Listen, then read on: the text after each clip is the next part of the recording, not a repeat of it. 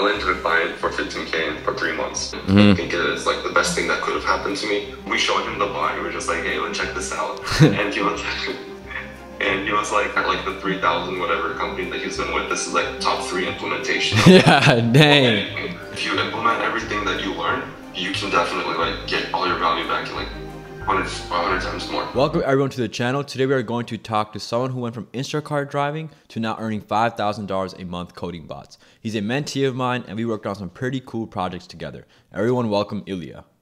Yeah, so basically I was a computer science student just like a lot of the people probably watching right now. And I was also in the same place as a lot of the people watching right now, Yeah. doing Instacart driving or DoorDash and all that just to like try to get by while applying to a ton of jobs and trying to get a job. And then I came across, started doing bot development, and basically you taught everything that I need to start making bots, start making automation tools, things that are useful to people, and got like a nice paying client, and now I'm a software engineer for that company. Yeah, man, it's pretty cool. Like your story, you're definitely one of like really unique story. I've never met someone, like who, had your background, and just progress as fast as you did. Like I've seen you progress like extremely quickly over like a probably 7-week, 8-week period, to be honest. And like, it's crazy. The come up is insane. I always say the come up's insane. But what are you currently working on? I know you mentioned that, you had your client, now you're on a full-time position. But right now, like, what are you currently working on? What's your main focus? Well, basically, what I'm working on, like big picture, is I'm making a lot of automation tools for integrating data into like database so that the company can like have an organized way of like looking over their data, and then like longer term to actually do things with the data to make it useful. Damn, yeah, that's pretty cool stuff right there. So like you're at this company full time now, right? Like is it 9 to 5, like 40 hours a week, or is it more of a solo contract? It's I guess you can say that it's full time now. Yeah. Yeah. Are you excited for full time? Like, are you like, yay, or is it like, oh man, gotta work? Well, I like what I'm doing. Yeah. I get to learn a ton of things, and I know that it's like for the time and for the phase in life right now. I think it is like the best thing that could have happened to me. Yeah. Got very fortunate, of course, but yeah. No, I'm glad for right now. Like I'm very happy. Yeah, that's amazing, especially in today's market. Like becoming a software engineer, like there's people who have like 2 years of experience like in the field who got laid off and are still struggling to find a new job, And like new grads, there's so many new grads. You see TikToks all the time. I think they're making jokes about computer science majors on the streets. They don't have, full-time jobs. I've seen so many of those TikToks just ridiculing comp sci majors. Just because the job market isn't what it used to be. I do think it'll be better though. Like probably next 6 months, I think the cycle is gonna more job openings and all of that. But it has been pretty hard. I know like a lot of my friends who are still unemployed, and I graduated last year in May. So it's been a year plus, so it's pretty crazy. But You're totally correct. yeah. I know, I think it was week 4 when we were working together in the mentorship. I think that's when you first had told me about like this construction company client. Maybe it was week 3 or 2. But you had told me about this construction company client that you're working at that time as a contractor, and you were doing like web automation for them. And it was like, I think 15K over 3 months. How did you go about even landing this 15K client? Like how did you come across them? Well, like they say, your network is your net worth. Yeah. I just happened to. I was at a camp with like my church and a bunch of other churches, and one of the guys that I know there, he was one of the main people in like a construction company, and it's like a relative, like it's not like a big company, but it's decent size. Yeah. And they were looking to do more things with their data, and like implement more like Power BI implementations for like the different services that they use, because there's services that let you store data that don't let you take data out of there, or at least don't let you do it easily. Yeah. So my job was to kind of force it out. Okay. And then how did you use like web automation in particular for like parts of this project? So I guess like the fanciest web automation was doing the. I don't know if I want to say the company name just. Yeah, yeah. You can just say Bob the Builder. They'll utter security, right? Yeah, you just call it like Builder LLC, whatever. Builder LLC. Yeah. Is the best builder company. Yeah, exactly. So they have basically they store a lot of their like construction related data and like finances and all that in that company. Mm-hmm. And they didn't have, there was like no like API or whatever to use for it. Like, and they made it, and it's like built on like old technology. Yeah, like, yeah. And so the way it was built, it was very annoying to make an automation for it. Like, Yeah. There was like a long list of projects that they had like to collect data from. Yeah. And you have to like go to each project separately and like export it next product. Yeah, damn, it's a lot of work. And basically, the bot made a hybrid of like basically logged in for them, and when I could do it, I just did server requests to get the right data. Mm-hmm. And if there were no server requests to export a certain thing, I had to like figure workarounds and just like had to make the bot consistent at getting all of the data without any problems. So that was probably like the biggest web automation project I've done to date. It was like, I mean, it's not too crazy. I think it was like about 1,000 lines of code, but like, yeah. I mean, relatively, like, there's some web automation projects that are like much shorter, right? And they still are like pretty high value. I think some of the bots we created, like the one shift booking one, you can, share the story of the shift booking bot. Don't talk about the actual like client or the markets in, but from a broad overview, for those who don't know, me and Ilya actually worked on a bot together. We built a shift booking one. By we, I mean he did a lot of the grunt effort. It was a lot of research and it was a journey. It's currently we're selling it for about $300 to $500 a month now. We're trying to branch it out and get more clients for it. But what was your experience with that? I know it was a very unique experience that we definitely encountered. Yeah, it's a text message bot. Like, yeah.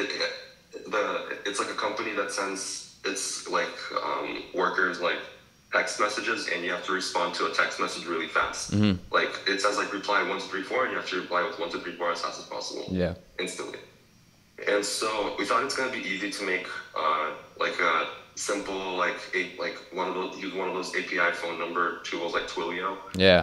To just set up a bot real quick, and it's just gonna do everything for us. I think it was like 60 lines of code. Yeah. And it was working perfectly when I was sending it to my own phone number, or when I like had friends send it to my phone number, like reply whatever. Yeah. And it would respond instantly. But and we actually give the bot to the client. We're like, here. Yeah. We did. And yeah, and it turns out that Twilio doesn't allow sending text messages to short codes. So we were screwed officially. Yeah. Yeah. We went from a project that was going to take me like 5 hours to do altogether to like doing tons and tons of research. Like probably 40 to 50, like overall, like definitely over like 40 hours of just like testing every single tool on the market, trying like Google Voice, trying every little text message tool until we came across one that actually worked, and like that. Basically, I made a Puppeteer. Sort of made a Puppeteer bot for it. It should come up, and it just sends a response instantly. Yeah, and we made, we're gonna make good amount of money off of it, hopefully, right? We just gotta branch out a little more, and we'll be fine. But kind of moving more into before we met, before you got into the web automation space, did you have any like coding side hustles prior? Like, were you freelance at all? Were you freelancing at all? Like, what were you trying to do aside from obviously Instacarting? What were you doing what were you doing in terms of applying your coding skills to have your own side hustle before? Okay. So there was different things that I kind of tried. Mm-hmm. I think the last thing that I tried before bot development was I just wanted to make an iOS app. Like that does a certain thing, whatever. Mm-hmm. And there was another, like someone else there are others that were doing it, but and they were getting a lot of downloads and like a lot of good reviews. Yeah. But I knew that their app was crappy. So I wanted to make like a better version of it. It's just that like I needed to make like a fancy camera implementation on like Swift UI. Okay. And it kind of like burned me out because I was working on it for like 2 weeks and I couldn't get like pretty like whatever. Yeah. So that was like kind of, I didn't have any like actual like, I didn't actually earn money from anything, but uh, I was just like doing like I guess pet projects and applying where I could. Yeah. I think a lot of people are in the same position. Yeah, honestly, like, Oh yeah, also yeah. like doing leak coding, whatever. Yeah. Yeah. Lead code grind is real, man. I remember when I was like applying for like a full-time position at the company I work right now. I used to lead code like 4 hours a day, and it was, I mean, at a point you just get used to it, and it's kind of, in a way, it's kind of fun. It's trying to solve like the algorithms, trying to actually see if you can get past doing lead code mediums, hards. Lead code hard, I still can't do today. Like I need like a guide or something, right? It's pretty hard to do. But touching back on your coding side hustle, I know for the iOS app, yes, it did make you money, but it was probably a really good learning experience. Like you probably learned how you Swift much, you know, in a much more, you're more proficient with it, right? I know, like, I think I've told you the story as well. And for those of you who don't know, watching this, my first bot that I made, I worked with a friend on it. We spent about 8 to 9 months creating it, and which nowadays is like, that's an insane amount of time. It was a Walmart bot for PS5s. We were able to get a bunch of PS5s. We were doing like 300, 500 PS5s a drop. But what happened was we had 300 beta users who were like ready to pay, right? And mind you, this is the first time I've ever gone to web automation, bot development, and it's like, it's competitive scene. It's a lot of like work, because it's a mainstream site. It was like for Walmart, which is like a mainstream site. Everyone was trying to get a PS5, so it was a lot of work. And it was a big learning curve. Like looking back at it, I could probably make the same bot now within like a month. But at that time, everything was new. So while I spent 8 months, 9 months creating this bot, I learned a lot. And I thought this is going to bring me from rags to riches, because it was going to be like, 300 beta users, all were committed to pay, right? At least 200 were committed to pay. And we were going to charge like a couple hundred per month. So we were thinking that, okay, we're going to make like 20 grand, 25 grand a month off of this. And the week before we released, the Walmart changed its site, the bot started crashing, and we got like zero income from it. So it was like, we were like, dang, we lost like all that, you know, months of effort was like wasted. But that's like really naive to say, because now looking back at it, a lot of the bots that we create now, which are more niche, much easier to create, it's like, because I went through that experience, this is all like super easy now. I can churn out bots like this, right? And that's why, and that's what kind of principles I try to like teach you and the other mentees as well, is like, bot development can be much simpler if you know exactly what you're looking for, and you're picking to create bots that make sense from a time perspective, difficulty perspective, and overall your commitment to actually, you know, finish that bot. Because there's bots that you can spend hours on, like Nike sneaker bots that take so much time to create that you still might not make a dime off of them, right? And that's just something that you definitely don't want to like go down. Have you ever like thought of like creating like now that you've done bot development for a good amount of time, do you think that you would ever try creating a bot for a more competitive scene, like, you know, sneaker botting or like major retailers? You know, I don't think I want to get too much into the weeds of like how like I don't know, Nike or whatever other site, like yeah, they're like bypassing their security, like they're trying really hard. So I think they're trying hard enough for me to be like, okay, fine. Yeah. I agree. That's what I'm saying. Like that's why I've always been targeting, like since that Walmart experience, I've only targeted niche websites, right? And I tell you guys the same thing, target niche websites, because like the golf bot I made that like made 6 figures, it was just selling high-end golf clubs to collectors, right? Like I didn't know that market existed, I made way more in 3 months off of that than like 8 to 9 months of like sneaker bot development, Walmart PS5 bot development, right? So the niche sites are definitely like where it's at. But there's like a common sentiment, and this is something that I want to ask you, since you've gone through this experience. Are bots bad?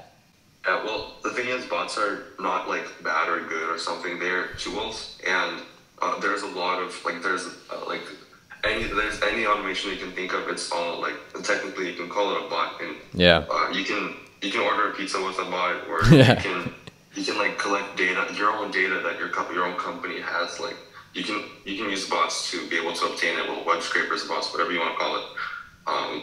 And so I think there's there's also like a lot of liberation that can happen if, for example, a company wants to like store your data and not want to give it to you, and it's your own data. I think you have the right to take it back, Yeah. or like to be able to like do whatever you want with it. I definitely think that like bots like is like, for me in my experience, it's been like something that's been very helpful to people. Yeah. What would you say is like the hardest? Actually, one thing about coding about bots, and I think it's a common misconception. I know nowadays people call them agents, like, oh, like AI agents, but it's literally a bot. They just rebranded it as agents, so it doesn't have that negative connotation from like back in the day when sneaker bots was like the only bot people knew about. But a bot is, like you said, is just web automation or an automation in general. It doesn't have to be web. But some people, I think that notion is starting to become more mainstream now. People are understanding that it's just automation. Like you can automate, something that's first come first serve, like your Nike shoe. But you can also automate, like I said, ordering a pizza, literally, right? You're saving your time, and that's like the main thing. Like a lot of companies are investing. I know the companies that people that work at those companies, they tell me they're investing a ton in automation tools, like internal automation tools. One of my friends, he works at a pretty big bank, and he built a tool that can automate the generation of certain PDFs, right? And he's a marketing guy. He's not even a coder, right? And he built this tool, and he's known now in his team and his other teams for that tool he built. It's saving workers like on average like 4 hours a day, right? 'Cause this is a task that they do like like a weekly period. So if they spend, let's say, 9 hours, like 8 to 12 hours a week on this, he just saved them and reduced that time to like 2 hours of work now. All because of one automation tool he developed. And it's crazy. This is without saying the company's name, this is like a multi-billion-dollar bank, top 5 bank in the world, right?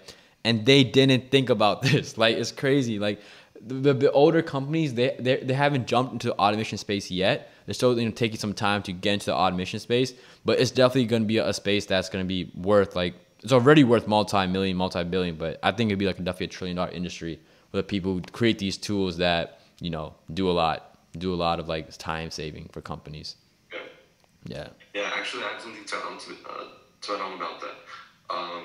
So you said that like the bank didn't think about whatever the solution. Yeah. And like also with the company the Puppeteer bot that I was talking, the web bot that I was talking about earlier. We had one of the people that used to work at that like company that provides that service, like where you store the data and all that. And he like provides like, I guess like some guidance to like some like company at like business areas and whatever. Yeah. And he has a lot of experience with he'll be like with like thousands of people that like use, or thousands of companies that use that thing.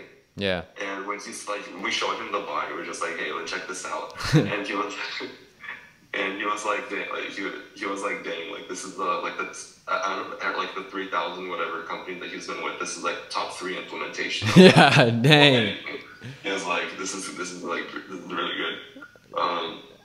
So like this is something that like I guess companies don't think that it's even possible. Yeah. So, and the other like solution would be paying that they want like a lot of money for you to be able to do what you want with the data, and they would like send it over to you like once a day. But it's like a lot of money. It costs as much as like the subscription itself, and it's like it's an expensive subscription already. And so it's like they didn't want to pay like a bunch of money. So yeah. So and you workaround. Yeah, and you automated it. So like there you go. So that's great. What would you say is like, I guess, the hardest challenge? Not just that, but in general when it comes to coding agents, bots, web automation tools, whatever you want to call it. What do you think is the hardest challenge? Like if you had to like say top 2 challenges when creating these tools. Like that I've experienced? Yeah, that's you've come across. Oh man. Okay, so there was one that was like I mentioned it earlier as well. So there's like a long list of projects that you need to go through forgot which some kind of data. I think it's PR data. It doesn't really matter. And the way that the slide, like the way the rows of the like with the projects, they dynamically load and unload from the browser. I think they use like anyways. And I was trying to make like some algorithm, like some iteration that like collects things and it like scrolls down a little bit to collect some more. but like it was just messing up every time. And I was just breaking my like I think I spent like 3 days just like trying to figure out like this scrolling thing, like what is going on there. And until I finally had a realization of like, oh, what if I artificially make the window like insanely long so that all of them fit on the screen at the same time? Yeah. So like this was probably one of like the hardest or like silliest or whatever like, problems that I faced. And it had like a stupid simple solution. And the other one was probably the shift booking. Yeah. That was probably like time consuming wise. It was the most like time consuming thing that like I've done. It's like a lot of research and a lot of like experimenting, trying everything out. What would you say to someone who's, you know, trying to get into bot development first, and then someone who's trying to just use their coding for like a side hustle? You know, if I like, the thing is, there's a way like the objectively fastest way of doing something, and then there's the way that you're probably gonna do it. Yeah. Like for me, I knew that like I could learn all of these things by myself. Like I didn't need to have you as a mentor. Technically. Yeah. I could have just been like, yeah, I'm gonna do this, kind of like you did with the Walmart bot, probably. Yeah. But I was like, okay, I just already knew that I'm probably gonna like encounter some big issues, and I'm probably gonna want to give up. And I was just like, okay, I'm gonna take this step, and like whatever I learn in this mentorship, I'm gonna apply as hard as I can. Like, to my life. Like what like this mentorship could be something that changes your life, or it can be something that's just a total waste of time. Yeah. It's fair. Only if you implement everything that you learn, you can definitely like get all your value back in like 100 times more. But one thing I'd say is, would you say coding, like anyone who knows how to code, maybe not should they, but do you recommend them going through some sort of entrepreneurial like route, or at least trying something entrepreneurial, because they know how to code, and low cost of, you know, start a coding business or project, and it's infinitely scalable. You create something once, you can resell it multiple times. So what would you say regarding that?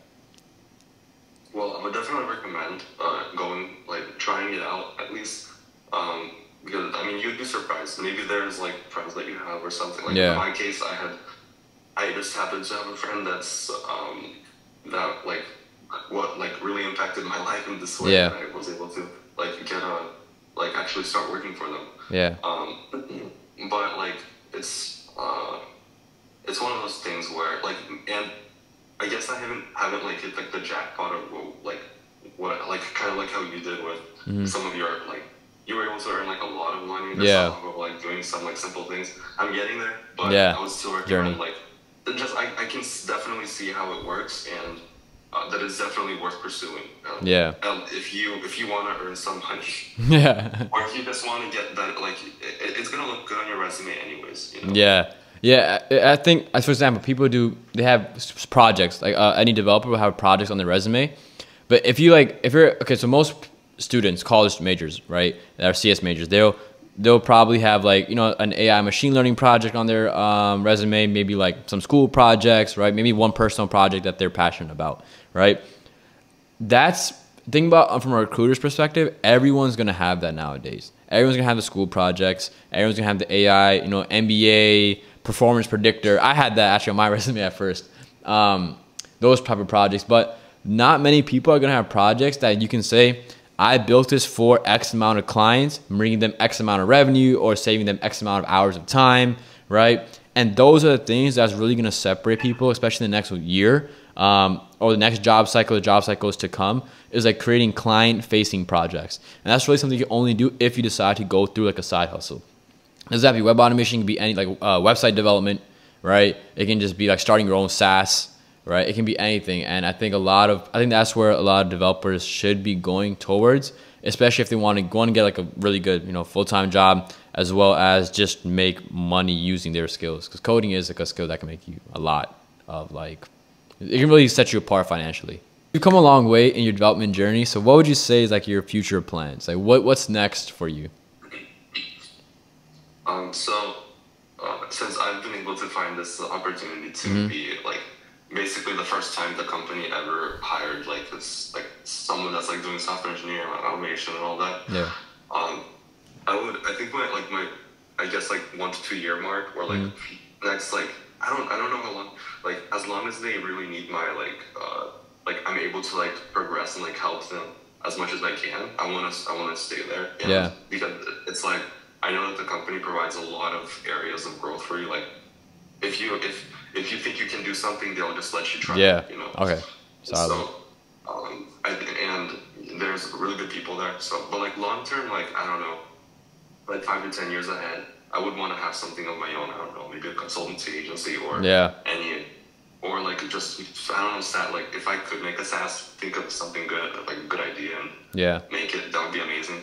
But yeah, long term, I would want to go to the entrepreneurial route. So for anyone who wants to get in touch with Ilya, I'll drop his email in the description below, and you can also talk to him in our school community. He's pretty active there. He has a lot of wisdom, a lot of knowledge, so for sure hit him up if you're a developer who's just looking to get into web automation or just learn a couple of things from Ilya himself.